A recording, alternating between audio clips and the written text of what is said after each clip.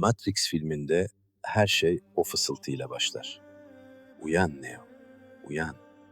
Ama o ses sadece filmin baş kahramanı Neo'ya hitap etmez. Aynı çağrı bugün yaşadığımız topraklarda 2000 yıl önce de yankılanıyordu. Bugün de duymak isteyenler için başka kelimelerle tekrarlanıyordur mutlaka. Matrix neden sadece iyi bir bilim kurgu filmi gibi izlenip unutulmadı da koca bir neslin zihnine kazındı? Çünkü Matrix yalnız makinelerle insanlar arasındaki çatışmayı anlatmaz, senin, benim, hepimizin zaman zaman içimizden geçen o garip duyguyu görünür kılar. Hani bazen her şey normal görünür ama bir şeyler tam oturmaz ya. Sabah metroda, okul yolunda, ofis sandalyesinde, gece ekrana bakarken. Hayat akıyordur ama dipte, bir yerlerde yanlış giden bir şey hissedilir. Filmde kırmızı hapı seçenleri uyandırıp özgürlük mücadelesine katan Morpheus, bu hissi zihindeki diken olarak tanımlar. 2000 yıl öncesinin bilgeleri ise buna yabancılaşma diyordu. Bugün onlara gnostikler diyoruz. Aslında yekpare bir grup değil, görüşleri birbirlerinkilere benzeyen düşünürler söz konusu. Ama ortak sezgi açık. Ne insan gerçek anlamıyla ait olduğu yerde, ne de dünya göründüğü kadar hakiki. Ve kurtuluş, itaat etmekten çok, uyanmayı ve hatırlamayı gerektiriyor. Matrix filminde sahte dünyanın kurucusu kimdi? Görünürde makineler. Ama daha derinde bütün sistemi tasarlayan zihin mimardı. Gnostik metinlerde bunun çarpıcı bir karşılığı var. Demiurg ya da Yaldabaoth. Gnostiklere göre bu dünya en yüce ve aşkın Tanrı'nın kusursuz eseri değil. Onu kuran daha alt düzeydeki, sınırlı ve kusurlu bir yaratıcı akıl olan Demiurg'tur. Kimi metinlerde cahil, kimi metinlerde kibirli, kimi metinlerde ise zalim bir mimar olarak tasvir edilir. En büyük yanılgısı da kendi kurduğu sınırlı düzeni tek gerçeklik sanmasıdır. Bu yüzden dünyamızda acı var, bozulma var, ölüm var, unutma var. Ve insan bu düzenin içinde özgür şekilde değil, ona bağlanmış halde yaşıyor. Demiurg'un yardımcılarına Arkonlar deniyor. Filmdeki karşılığı siyah takım elbiseli ajan Smith'ler. Düzeni koruyan, uyanışı engelleyen ruhsuz ve acımasız görevliler, robotumsu rejim aparatları.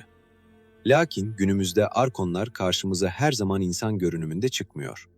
Çağımızın arkonları bazen cebindeki telefon, bazen seni hırsla ekrana bağlayan algoritma, bazen de seni kıyaslama çukuruna iten sosyal medya akışı. Korku, arzu, görünürlük baskısı, veri akışı, hepsi seni dışarıda, kendi özünün dışında tutuyor. Farklı maskeler aynı işle. Gnostik sezginin uyarısı bilgi ve iletişim çağında daha da önem kazandı. Sistem sadece çalışmanı değil, özünü unutmanı da istiyor. Geleneksel din dili çoğu zaman insana sorunun günah işlemen derken sorunun unutman diyen gnostik teşhis hayli farklı. Trajedi kötü olman değil, kim olduğunu ve nereden geldiğini unutman ve nelere bağlandığını fark edememen. 2000 yıl önce yazılmış İnci İlahisi adlı gnostik şiir bu sezgiyi özgün benzetmelerle anlatıyor. Işık ülkesinden dünyaya bir prens gönderilir. Görevi Mısır'da saklanan bir inciyi bulup geri getirmektir. Ama prens o ülkenin yemeklerinden yer, sarhoş olur, uyuşur.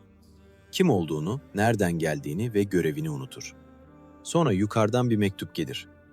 Bu mektup bir haber değil, bir çağrı içermektedir. Prens o çağrıyla uyanır, kimliğini hatırlar ve görevini tamamlayıp asli yurduna döner. İlahinin omurgası, iniş, uyku, unutuş, çağrı, uyanış ve geri dönüş temalarını bir akış içinde birbirine bağlar. Matrix'in Neo'su bu prensin modern bir versiyonudur. Başlangıçta o da uykudadır. Bir prens olduğu halde ona öyle söylendiği için kendisini sistemin küçük bir parçası zannetmektedir. Bir bakıma biz de o prense benziyoruz. Buraya bir şey için gelmişiz. Ama onun ne olduğunu unutmuşuz. Bir çağrımız var, bir hakikatimiz var. Ama dünyanın yemeklerinden yiyoruz. Gürültüsünü içimize çekiyoruz. Bildirimler, hız, meşguliyet, kıyas, tüketim. Bunların hepsi bizi yavaş yavaş sarhoş ediyor. Ve sonra en önemli şeyi yani özümüzü unutup ondan uzaklaşıyoruz. Matrix'in sonunda Neo artık kodları görür. Ona sıkılan kurşunlar havada durur, duvarlar esner, sistem çözülür. Çünkü artık korkuyu aşmış, sistemi olduğu gibi görmeye başlamıştır. İşte buna gnosis deniyor, içsel bilme. Atalarımızın "arife tarif gerekmez" şeklinde tanımladığı, Yunus Emre'nin "kendini bilme ilmi" dediği şey. Ansiklopedik bilgi toplamanın, bir kuruma üye olmanın veya bir etiket taşımanın gnosis arayışında hiçbir faydası olmaz. İnsanın varoluşsal bir farkındalıkla içindeki kıvılcımı tanıması, yanlış özdeşleşmelerden sıyrılması, dağılmış benliğini toplaması gerekir. Kurtuluş, dışarıdan onaylanmış bir kimlikte değil, içeride farkındalığı geri kazanılan özde merkezlenmektedir.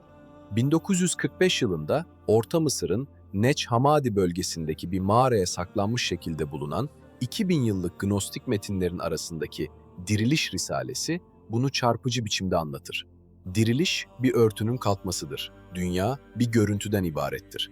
Ve asıl mesele bir gün bedenden ayrılıp başka bir aleme gitmeden önce neyin sadece dış görünüş, neyin derin hakikat olduğunu idrak etmektir. O zaman soru değişir ve öldükten sonra nereye gideceğim yerine daha yaşarken neye dönüşüyorum olur. Eğer cesaret edip kırmızı hapı yutarsan, hakikati bir anlığına görebilirsin.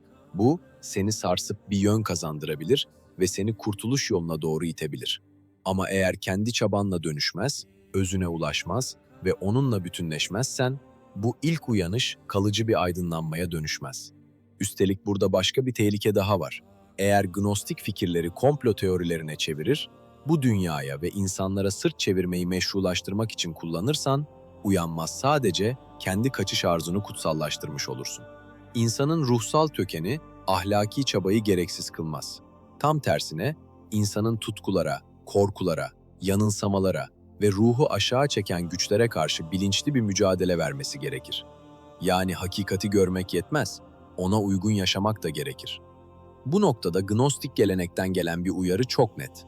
Neç Hammadi'de bulunan en güçlü Gnostik metinlerden biri olan Valentinus'un Hakikat İncil'inde Gnosis'e ulaşmış kişiye şöyle bir emir verilir. Sendeleyenlerin ayağını sağlamlaştır, hastalara elini uzat, açları doyur, yorgunlara dinlenme imkanı ver.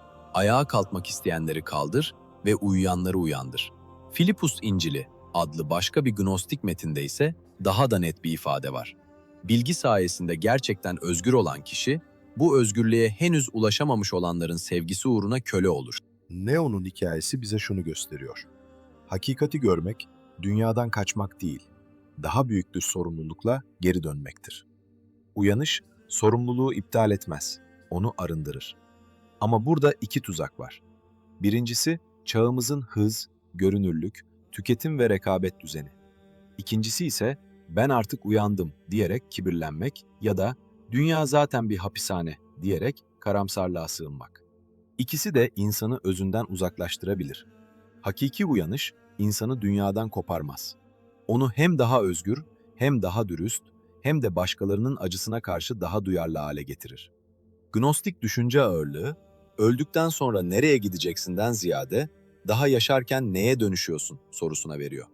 Felaket, ölmek değil, kim olduğunu hatırlamadan yaşamaktır.